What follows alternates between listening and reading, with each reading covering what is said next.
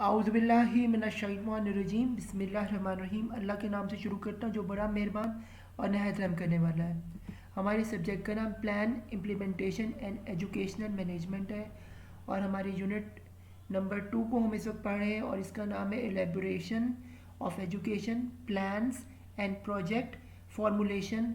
और presented by मैं यानी कि मोहम्मद सफला खान आपसे मुखातिब हूँ और हमारे कोर्स कोड का नाम 8617 और ये बीएड का कोर्स है और हमारी यूनिवर्सिटी का नाम अल्लामा इकबाल ओपन यूनिवर्सिटी है। तो आइए स्टूडेंट शुरू करते हैं। सबसे पहले इसके ऑब्जेक्टिव्स ऑफ द यूनिट हम देखते हैं वो क्या है।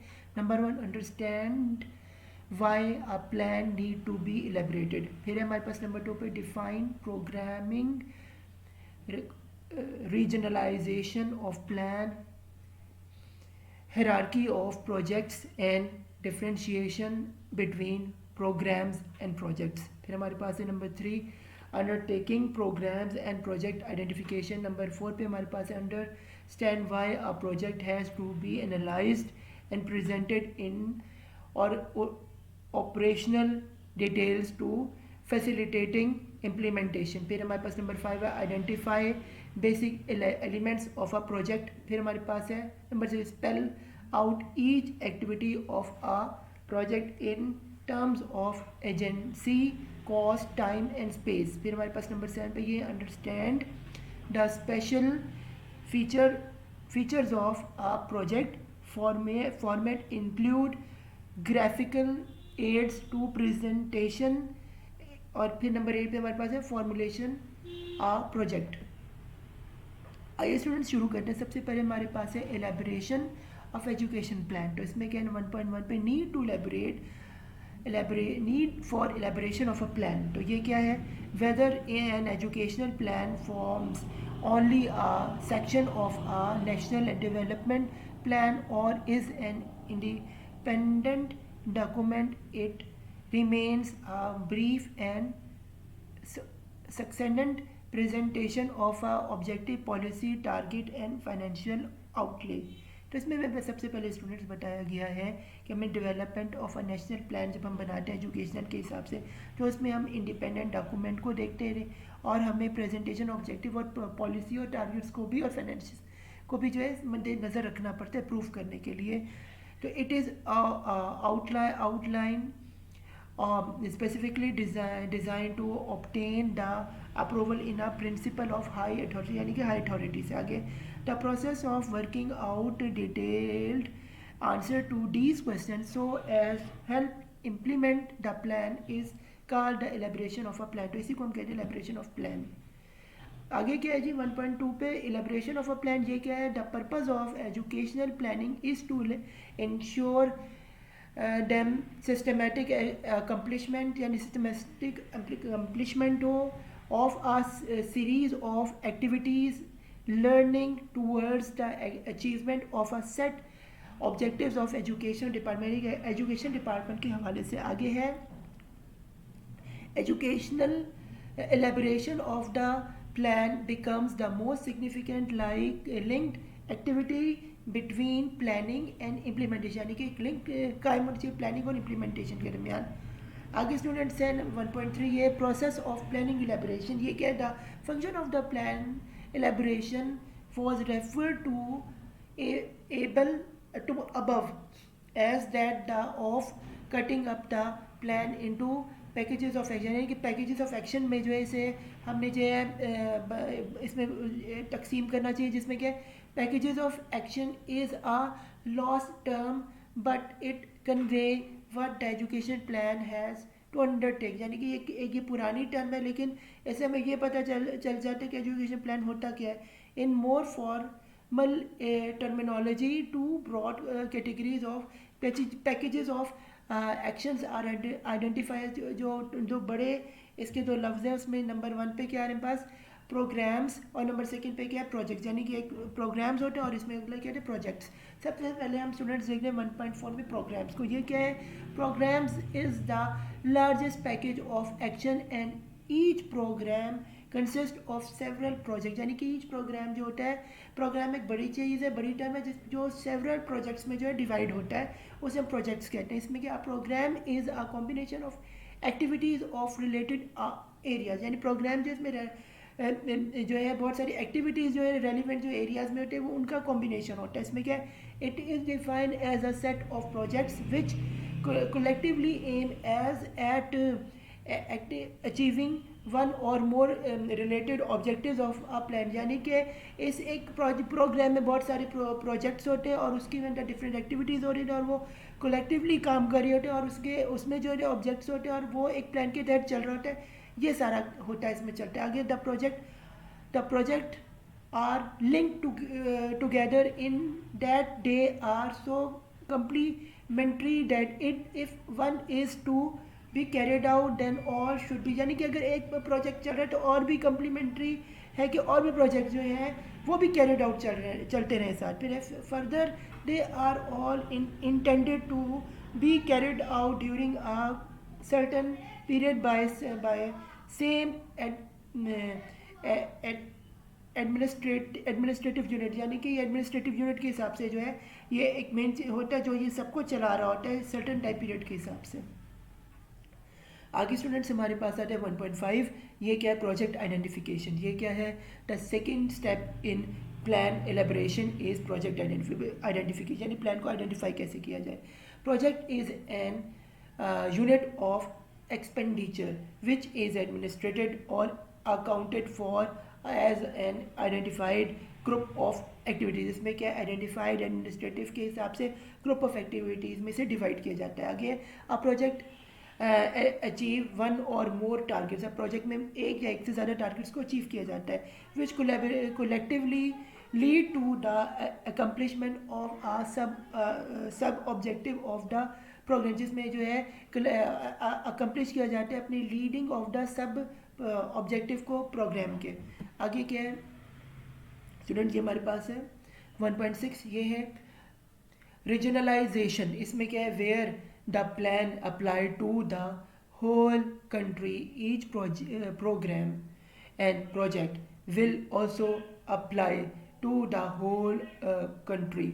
ये एक पूरे होल कंट्री में जो है अप्लाई किया जाता है जब ये जो एक प्रोग्राम होता है जो प्रोजेक्ट के ज़रिए जो है जिसमें प्रोजेक्ट भी जो है वो शामिल होते हैं. आगे for purpose of implementation the plan as a whole or each project has to be put up according to administration region. यानी कि एडमिनिस्ट्रेशन रीजन के हिसाब से जो है वो प्लान जो है कायम किया जाता है. आगे the project of distributing the purview at made in a plan. Purview भी जो है तब्दीली भी जो है प्लान में ही का हिस्सा होती है. आ प्रोग्राम और आ प्रोजेक्ट टू स्टेटेड जो उसमें स्टेट प्रोग्राम और प्रोजेक्ट में स्टेट की जाती है. फिर प्रीवेंसेस के हिसाब से मल्टीप्लिकेशंस के हिसाब से टाउन्स और इंस्टीट्यूशंस. इसका रीजनलाइजेशन इज ऑप्शनल. रीजनलाइजेशन एक ऑप्शनल चीज़ है.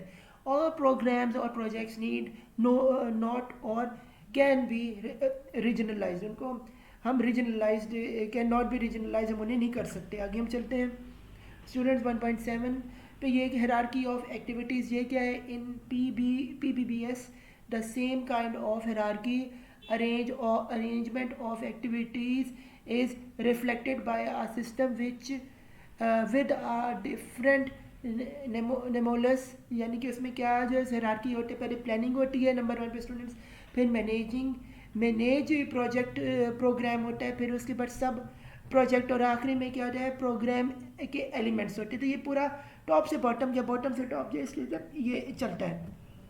आगे स्टूडेंट्स हम चलते हैं नंबर 2 पे.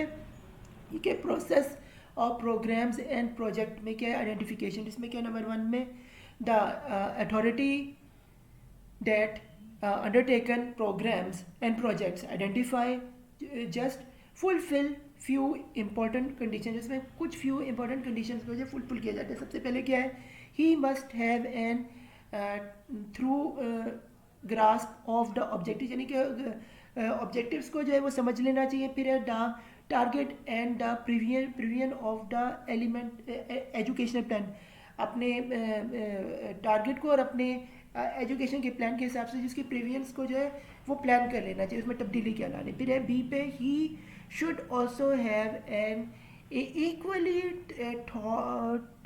Thought understanding of the administrate administrative organization and availability for plan implementation. He should showed in particularly known, यानी कि जो पर्टिकुलर नॉन की सबसे उसकी अंडरस्टैंडिंग जो उसकी एक्टिविटीज़ ऑर्गेनाइजेशन को वो जो है इम्प्लीमेंटेशन करनी चाहिए. नंबर सी पे क्या है, सोर्सेज ऑफ पॉलिसी, यानी कि सोर्सेज ऑफ पॉलिसीज़ बनानी चाहिए. फिर है हमारे पास नंबर डी में power structure of the organisation, power structure of organisation को बनाना चाहिए. फिर हमारे पास है lines of authority, lines of authority के बारे में हमें जानना चाहिए, उसको इम्प्लीमेंट करना चाहिए. फिर है ऑपरेशनल बैरियर्स, ऑपरेशन बैरियर्स को बनाना चाहिए. और लास्ट में मेरे पास जी में आ रहा है personal limitations and other constraints, personal limitation जो इसमें लिमिटेशन और जो अदर कंस्ट्रेंट यानी अदर जो ऑप्शन है उनको मद्देनजर रखना चाहिए. आगे हमारे पास 2.1 पे स्टूडेंट्स आ रही है क्या है, आइडेंटिफाई सब ऑब्जेक्टिव्स. तो ये क्या है,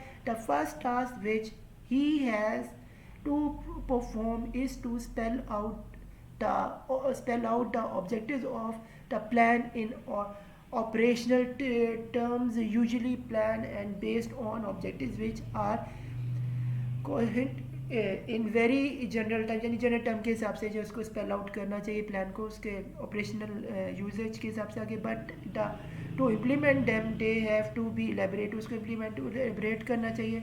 in the process series of sub objectives are delivered, sub objectives को क्या जो है डिलीवर्ड करना चाहिए. आगे क्या है 2.2 पे ये क्या है, relate targets and provisional sub objective, targets और सब ऑब्जेक्टिव्स को हम पढ़ें.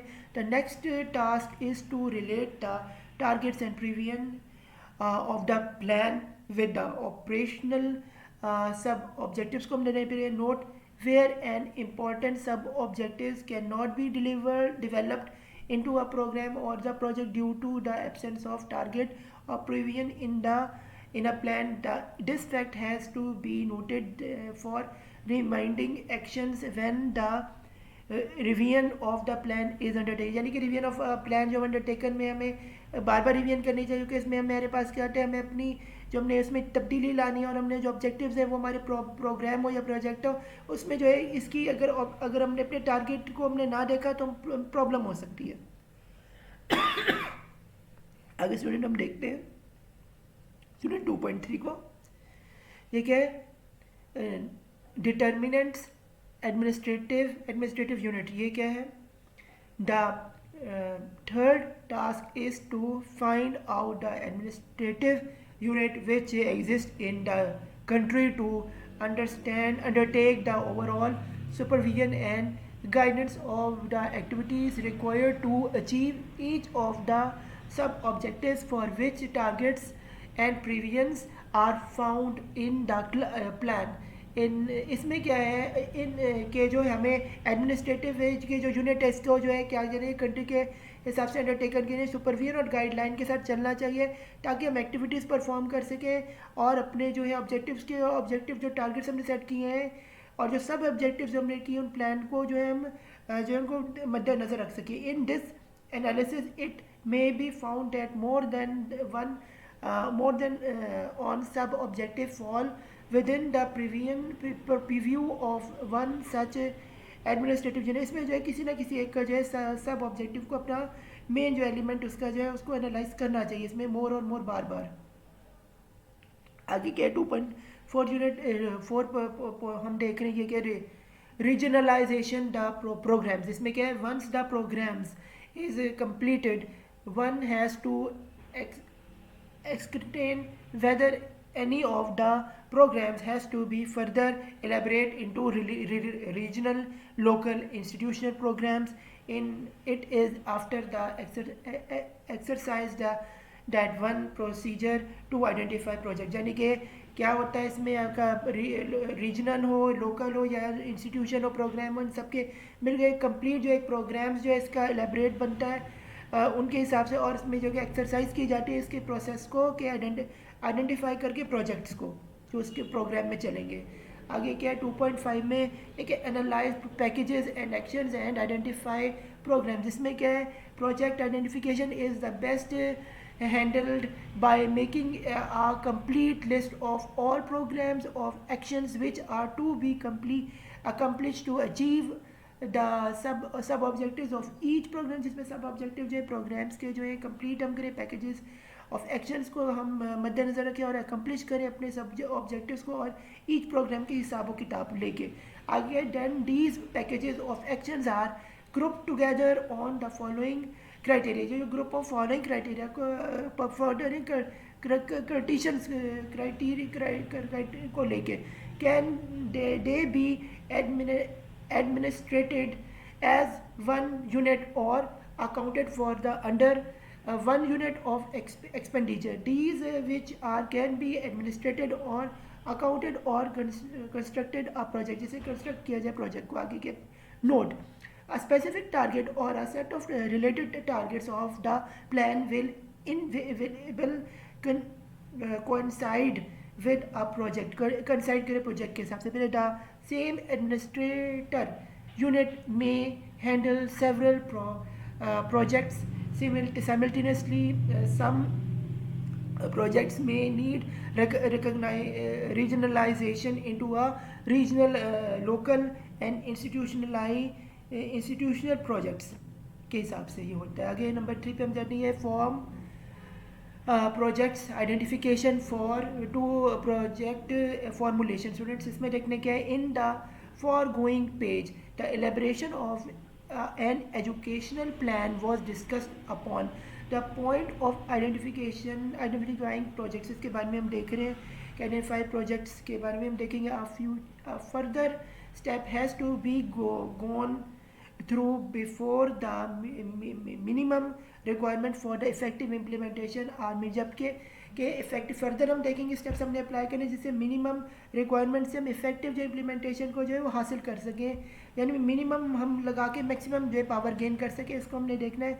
इसके लिए क्या करेंगे, the final step is called project फार्मूले। इसके लिए हम फाइनल स्टेप को नाम देंगे फार्मूलेशन, जिसको हम तहत हम काम करेंगे। वो क्या स्टूडेंट्स, उसको हम देखते हैं 3.1 में। उसकी नंबर सबसे पहले पूछना पड़ेगा what has to be done and how, कैसे हमने करना है और कब करना है।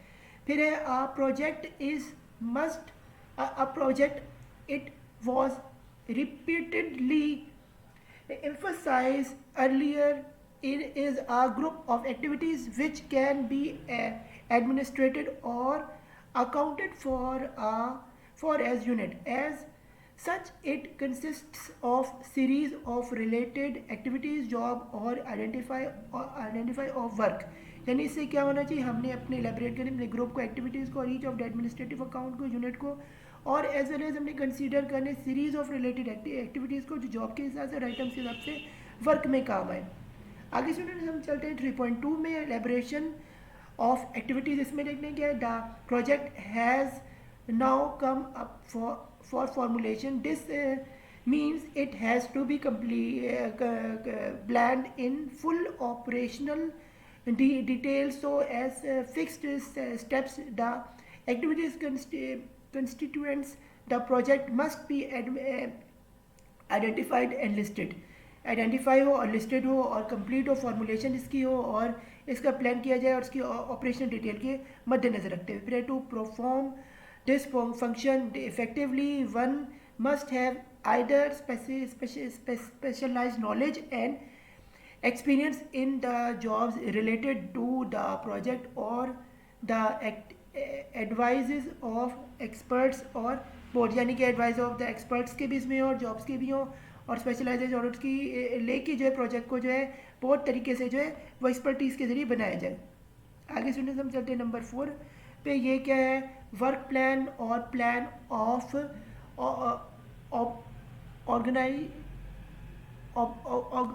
ऑपरेशन, यानी कि प्लान OPS से करते हैं।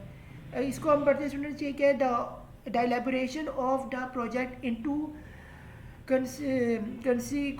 constituent activities have answered the first part of the primary education। ये प्राइमरी एजुकेशन के फर्स्ट हिस्से का बता रहे हैं। what has to be done, क्या करना चाहिए, the project formulation them procedures to answer the each part, यानी कि हर हिस्से के बारे में बताना चाहिए। in this process he may expand his primary question into an at least 4 queries में से डिवाइड करें। नंबर 1 के by are the activities to be done की एजेंडा और एजेंसी, यानी कि एजेंडा एजेंसीज के हिसाब से हमें एक्टिविटीज़ कौन सी डन करनी। नंबर 2 पे क्या है, what resources man money material will be need cost, यानी कि हमें कौन से रिसोर्सेज, जैसे आदमी के हिसाब से यानी वर्कफोर्स के हिसाब से, मैन के मनी के हिसाब से यानी रेवेन्यू हो, और मटेरियल यानी कि जो हमें टेक्नोलॉजी या चीज़ जो हमें लगानी है, और इसको इस वक्त कॉस्ट कहते हैं, इसमें क्या लगेगी आगे। फिर नंबर 3 क्या है, when and during the period will they be done, और कब ये करना है, यानी कि टाइम पीरियड के को भी यानी टाइम मैनेजमेंट भी होनी चाहिए। और फिर नंबर 4 पे हमारे पास क्या है, where will they be done, किस जगह पे करनी है, स्पेस होनी, किस जगह पे किस हिस्से पे हमने करनी है।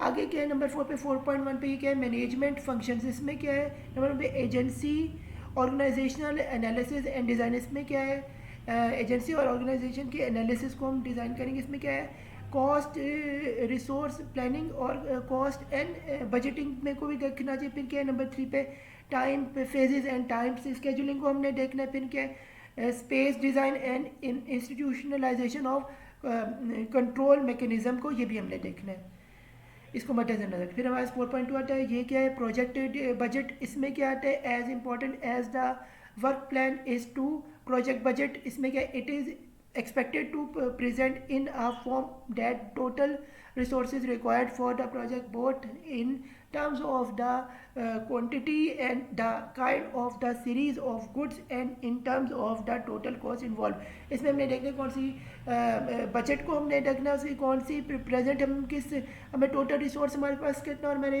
प्रोजेक्ट में हमें कितनी क्वांटिटी और क्वालिटी की हमें काइंड्स ऑफ सर्विसेज चाहिए और गुड्स चाहिए और सर्विसेज चाहिए, और टोटल कॉस्ट कितनी इन्वॉल्व हमारी पूरी क्या है इस प्रोजेक्ट या प्रोग्राम को, इस प्रोजेक्ट को करने के लिए। आगे स्टूडेंट्स हम चलते हैं 4.3 पे, ये फॉर्म्स ऑफ प्रोजेक्ट फॉर्मुलेशन, इसमें क्या है जी, with list of activities the work plan and the project budgets as the central features, the project formulation is at liberty to design his own formation for the presentation of a project, presentation of project के हिसाब से ये formulation करने। This only criteria that should apply are, उसमें लिए कौन सी चीज़ apply करनी, वो है क्लैरिटी होनी चाहिए, फिर क्या है कंप्लायंस होनी चाहिए, और फिर क्या है एक्यूरेसी यानी एक्यूरेट की चीज़ होनी चाहिए। फिर हमारे पास क्या है 4.4, ये क्या है management and aids to project formulation, इसमें क्या है फॉर्म्स होने चाहिए, इसमें ग्राफिकल रिप्रेजेंटेशन होनी चाहिए, इसमें क्या है नंबर 1 क्या है ग्रांट और बार चार्ट्स होने चाहिए, नंबर 2 पे फ्लो चार्ट्स बनाने चाहिए, नंबर 3 पे क्या है ऑर्गेनाइजेशनल चार्ट्स होने चाहिए, नंबर 4 पे क्या है मल्टीपल एक्टिविटी चार्ट्स होने चाहिए, और इसका नेटवर्क एनालिसिस होना चाहिए। तो स्टूडेंट्स यहाँ पे हमारा चैप्टर नंबर 2 होता है ख़त्म 8617 चैप्टर का। तो फिर माने ना अल्लाह हाफ़िज़, मेरी तरफ से मुझे दुआ में याद रखिएगा, और मेरे चैनल को सपोर्ट्स करते रहें। मोहम्मद सफीउल्लाह खान को अल्लाह हाफ़िज़, फ़ी अमान अल्लाह।